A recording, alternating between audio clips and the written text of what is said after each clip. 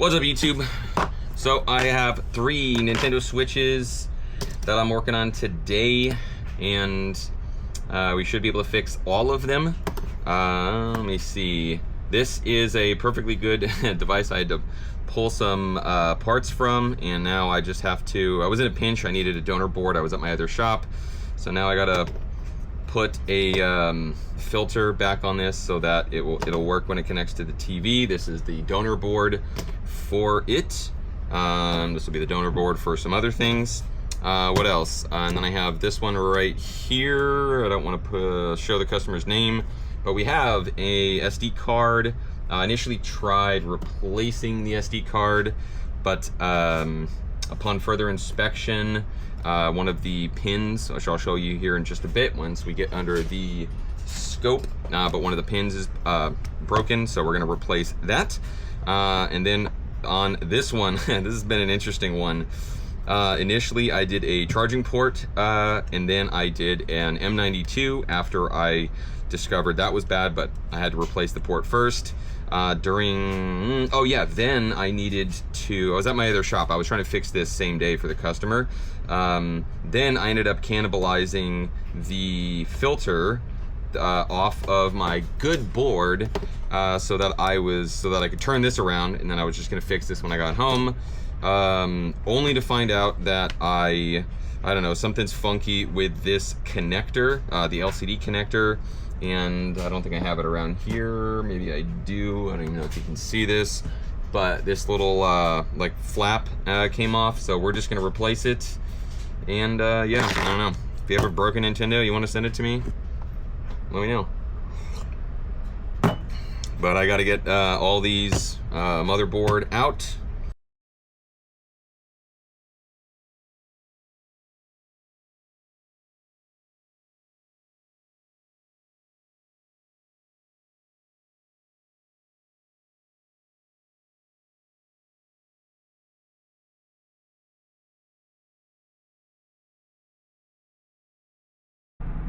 So here is my donor. Want. Can we see any corrosion? Lots of corrosion. First off, we're going for this filter right here. I have my boards labeled, and as you can see, it just had to yoink that choke or filter, whatever you want to call it. So we just need to pull it from this dude. But first, we're gonna use a multimeter. I don't know if you can see it, but there's this Wi-Fi looking symbol right here. This just tells me if point A is connected to point B.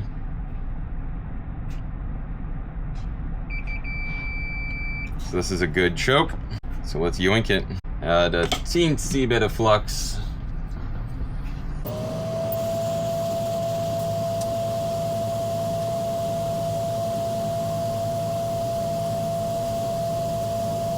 There we go. We don't need a ton of flux. We don't want it swimming away. I'm using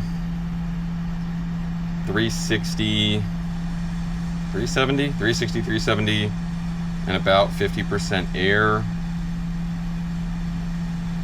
I mean, the technique here is I can either lower my airspeed and be closer, or I can start further away and then slowly creep in once we have a little bit of surface tension. There we go, we can give it a little nudge. And we're gonna come back, test our filter. Hopefully you can hear those beeps. And then I'm trying to think of how I can do this. Okay, and then another way that you can test it, you can just test different points on the line. So that's good. That's also good. We're gonna test the USB-C port right now. This little dude right here gives me the readings of all the pins on the, I should have showed you before, but 8 and 17 would have been OL, but all these are good readings. I'll show this again a little closer when I'm putting it back together. But board 1, good to go. We're gonna save the difficult one for last. Larger connectors are, yeah, usually a bit more difficult. So it's this little white flap that you can kind of see right here that we're missing on right there. Hopefully you can see that. You can see how we have pins and then we have no pins. So we're missing one right here. Now, I'm not sure how much of this will end up in post or in the video, but like you can see some right here don't really go anywhere. Like these are all, I believe they're all ground pins. I have a diagram with diode mode readings I'm going to show you in just a sec. But the rest of the stuff, like we can see that this line goes here. So if I were to put this in continuity mode, which why the hell not? I'll do that. But if I take my probe and put it here, we see that, you know, pretty easy. You just follow that line. And then if I had to guess, this one is ground, just because you can sort of see this line and it goes out to the where all this green is. But yeah, this is supposed to connect. You can kind of see right here. So like this pad is connected. Like this is probably connected to the base, but the little gold prong is missing. So we're just going to replace this connector, and we have a donor. Now we're going to use, doesn't look messed up. We're going to pull it off of this, test it, if everything is good. Hopefully it is. All right, cool. We can still see that. This time I'm heating from below.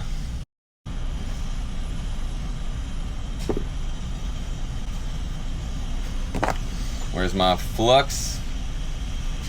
I'm using a little bit higher temp on this one, as we have a lot of ground to heat up.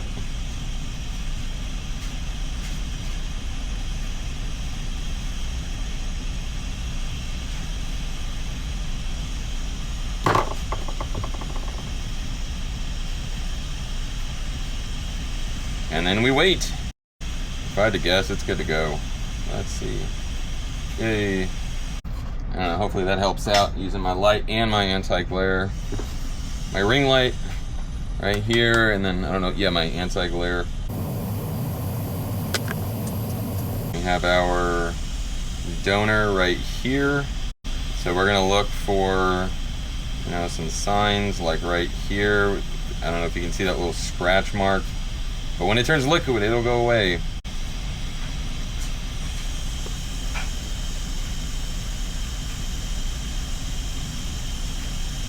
So we'll notice these are the, not all of them are data lines, but most of them are. These are our anchors. This is also ground, but it you'll notice that these are obviously bigger. So we just want to make sure that we get, like for instance, we want to get our ground, which is right here.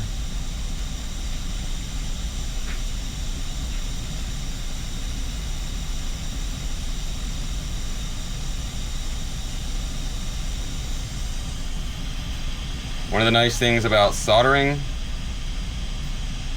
is you don't have to get it 100% because of the surface tension.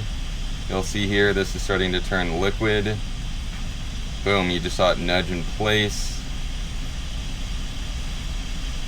And if I give it another little nudge, so we're good. I'm gonna let this board cool down a little bit. This is our donor.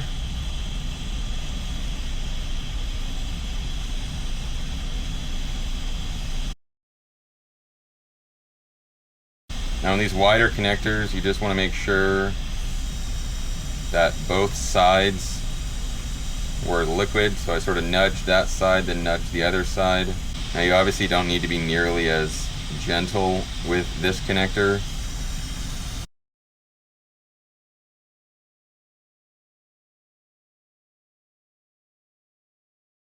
So, I mean, this is a bit off kilter, but I'm guessing the surface tension, I am confident the surface tension will just sort of snap it in place. There you can see it kind of, there we go. You got a nice little feedback. Now I get to set that board aside while it cools. Okay, so next we have we have a, at least this is the way I was taught, diode mode, which is, and obviously it's different on different multimeters, but to look something like this, I don't know, a little arrow with the, I don't know, plus next to it. I don't know what you would want to call that. And then I'll show you what I'm seeing, but I have a little image with known good readings. And we want to test the actual pin itself. So instead of testing the base, like you could in theory have the pads are fine, but if you don't test it at the actual, at the pin, at the connector, where the flex is going to meet it, there's no point.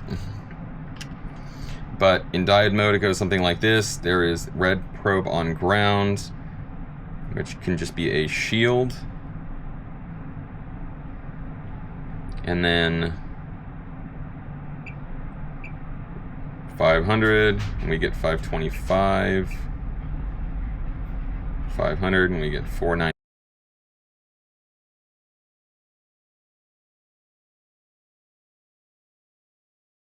So this one is good to go. We'll give it a nice little scrub. We don't want any residual flux to be left over. I have a slightly different QC testing procedure, but it goes something like this. I mean, first you do a visual inspection, and these all look fine.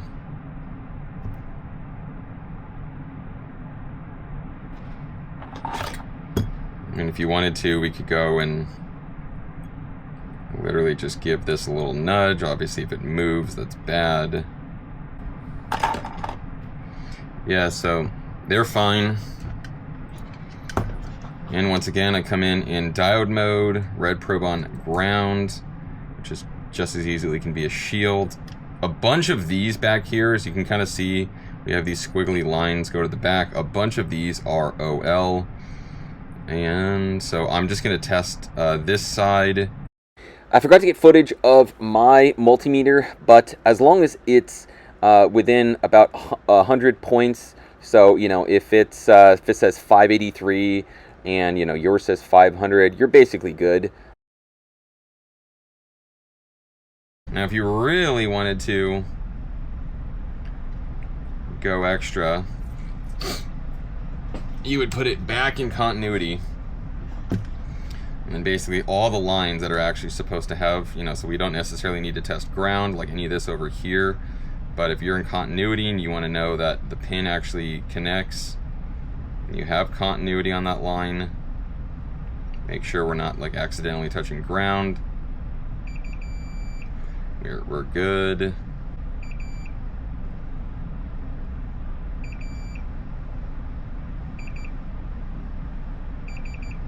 And then I guess we're gonna go on this longer one.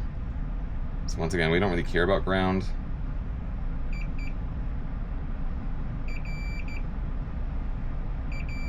So we're good, this is a success. So after replacing the LCD connector, the USB-C port, M92, and one of the chokes, we have a functioning iPad, and I even hooked her up with a new back just because it was messed up, and it was also missing the kickstand. So her one of her kids is gonna be happy when she finally gets that back. This is my SD card. As you can see right here, we are getting it is registering, and it was all down to this tiny little connector right here. And last but not least, we have the switch that I bought to primarily resell or just have as extra, you know, as an extra console, just in case I had a no power. I get these often enough where there ends up being a, I don't know, CPU issue or, you know, a booting issue. So it's nice to have these on hand. I don't know if anyone wants one, they're looking to buy one. I have a Shopify store, be more than happy to throw these up in. I have a couple of LCDs and OLEDs right now. If you're watching this in the future, I don't know, check out my Shopify link. I might have them. And I thought I messed something up with the Wi-Fi on this one, but I ended up just entering the passcode, my Wi-Fi password, wrong like 3 times in a row somehow. But yeah, we're all good to go. I don't know if you like this kind of content, if you want to see me repair more switches, leave a comment.